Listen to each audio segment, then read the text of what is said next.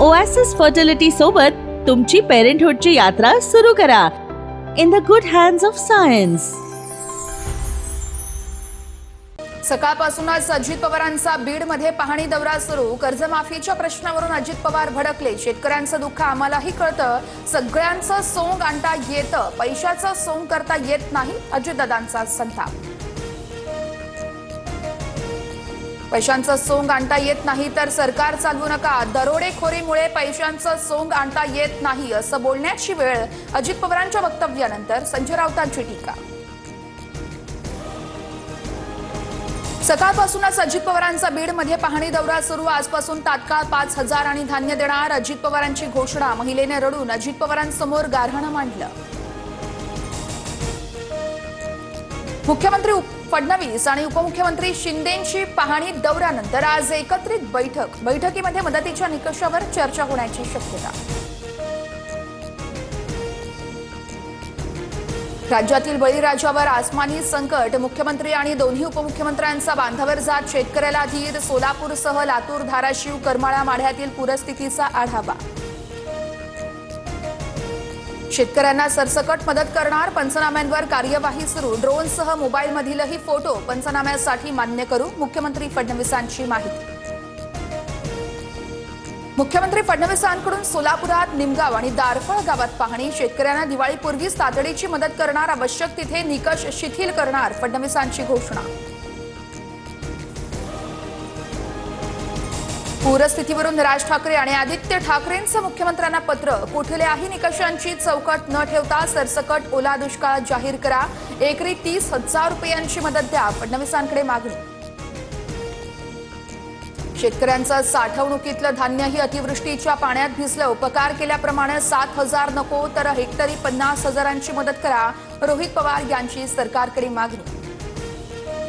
उद्धव ठाकरे आज मराठवाड्यातील पूरग्रस्त भागाच्या पाहणी दौऱ्यावर, धाराशिव, बीड, जालन्यासह छत्रपती संभाजीनगरमधील नुकसानीची ठाकरे पाहणी करणार।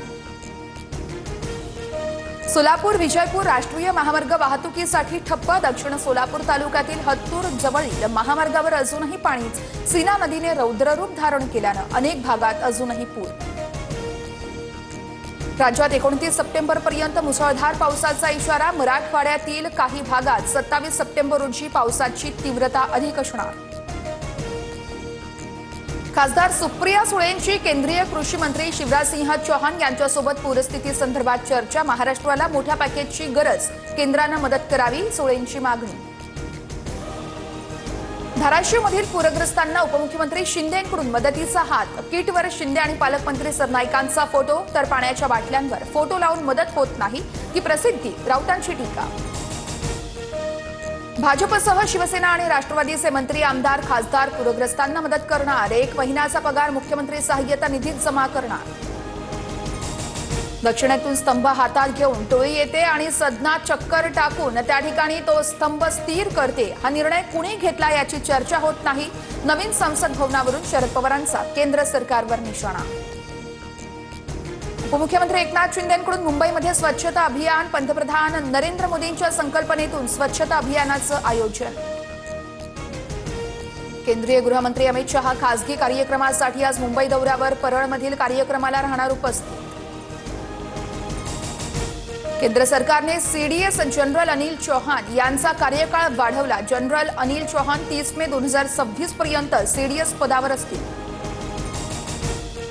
मतदार याद्यांमधील गैरप्रकार रोखण्यासाठी पावलं, निवडणूक आयोगाकडून दुरुस्त्यांसाठी ई पडताळणीचा निर्णय, आयोगाच्या संकेतस्थळ आणि ॲपवर नवीन ई साइन फीचर्स सुरू। सीसीटीव्ही यंत्रणेसाठी राज्य सरकारकडून 2,000 कोटींचा निधी मंजूर, कायदा आणि सुव्यवस्था तसेच वाहतूक आणि महापालिकेस सहाय्य होईल, कृत्रिम बुद्धिमत्तेचा वापर करून यंत्रणा उभारली जाणार। रेल्वे कर्मचाऱ्यांना 78 दिवसांचा बोनस मिळणार, पंतप्रधान नरेंद्र मोदींच्या अध्यक्षतेखाली झालेल्या केंद्रीय मंत्रिमंडळाच्या बैठकीत महत्त्वाचा निर्णय। यूपीआय व्यवहारांची स्वीकार्यता कतारमध्येही सुरू, यूपीआय सेवेने आंतरराष्ट्रीय सीमा ओलांडत कतारमध्ये प्रवेश केल्याची सूत्रांची माहिती।